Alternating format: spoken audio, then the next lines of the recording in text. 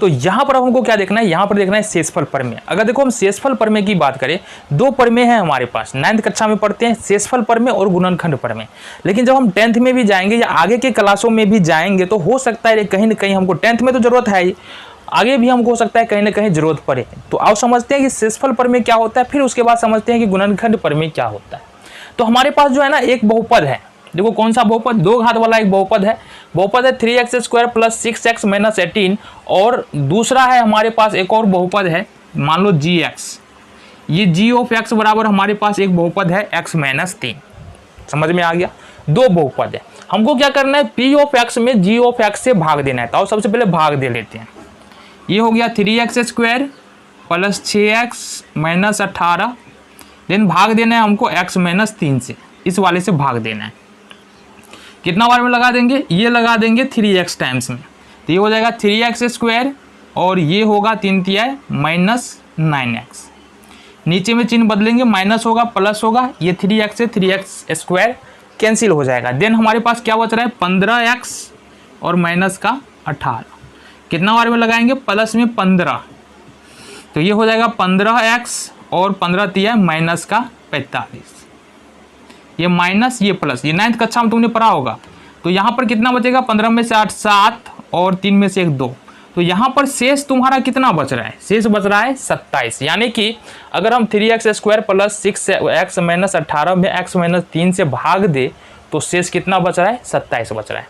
तो तुम्हारा जो शेषफल प्रमेय है वो क्या बताता है, देखो शेषफल प्रमेय बताता है, अगर मान लो हम इस वाले बहुपद में x - 3 से भाग देते हैं ना, तो यहाँ पर निकालो x - 3 बराबर 0 लिखो, x बराबर आ जाएगा कितना, 3।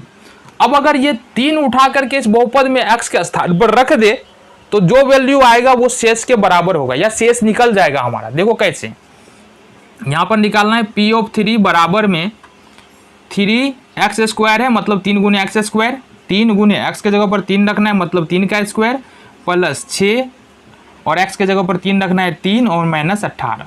गौर से देखना, 3 तिहाई 9, 9 तिहाई 27 हो जाएगा, प्लस 18 माइनस का 18, 18 से 18 0 हो जाएगा, कितना बचा तुम्हारा, 27।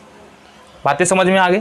तो कहने का मतलब क्या है, अगर हम किसी बहुपद में x - 3 से भाग दे रहे हैं, हमारे पास जो बहुपद है इसमें, तो जो रिमाइंडर होगा वो x - 3 बराबर 0 रखो और x बराबर x का वैल्यू निकालो, x का 0 यानी कि शून्य निकालो, तो x - 3 बराबर 0, x बराबर 3 निकल गया। अब इस 3 को बहुपद के अंदर में चर के स्थान पर रखेंगे, जो भी मान आएगा वो क्या होगा, तुम्हारा शेषफल होगा। अब यही बात यहाँ पर लिखा हुआ है, यदि p(x) एक या एक से अधिक घात वाला बहुपद हो। अच्छा, ये रिमाइंडर थ्योरम जो लगाएंगे ना, वह कहाँ पर लगाएंगे, जब या तो एक घात वाला बहुपद है या एक से अधिक घात वाला बहुपद है। तो यहाँ पर हमने 2 घात वाला बहुपद पकड़ा है, और माइनस प्लस कुछ भी हो सकता है, ए कोई वास्तविक संख्या। अब यहाँ पर जो हमने संख्या लिया है ना, 3 क्या है, वास्तविक संख्या है।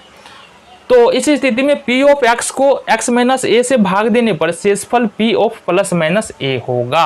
कहने का मतलब यही है, जो बातें यहाँ पर लिखा हुआ है वही बात हमने यहाँ पर समझाया। एक उदाहरण और लेते हैं, फिर तुमको समझ में हो सकता है आ जाए।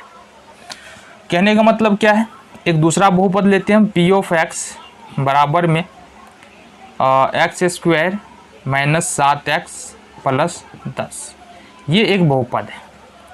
सपोज हम इसमें क्या कर रहे हैं, x - 2 से भाग दे रहे हैं, किससे दे रहे हैं, x - 2 से। तो यहाँ पर जो शेषफल होगा ना, इसके बराबर में 0 लिखो, x बराबर निकल रहा है 2, जो शेषफल होगा इस वाले 2 को इस वाले बहुपद में रखने से हमको मिल जाएगा। कैसे, यहाँ पर देखेंगे, p(2) बराबर ये होगा 2 का स्क्वायर -7 × 2 + 10, ये 4 हो जाएगा, 7 दूनी 14 + 10, ठीक है।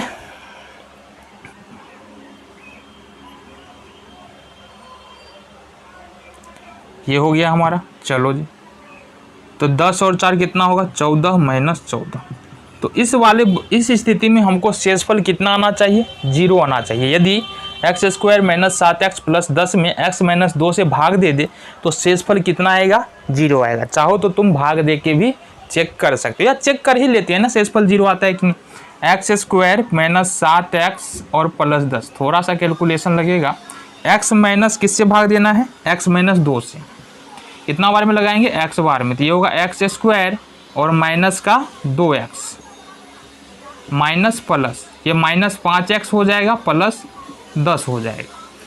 माइनस 5 है तो इसका मतलब माइनस 5 से लगा देंगे, माइनस 5 से लगाएंगे तो ये माइनस 5x और माइनस 5 को 2 से गुना करेंगे माइनस 2 से प्लस 10, ये प्लस ये माइनस कैंसिल हो जाएगा। शेष कितना आ रहा है तुम्हारा, शेष 0 आ रहा है। तो इस प्रकार से ये शेषफल प्रमेय तुमको समझ में आ गया होगा, शेषफल प्रमेय क्या होता है। बहुत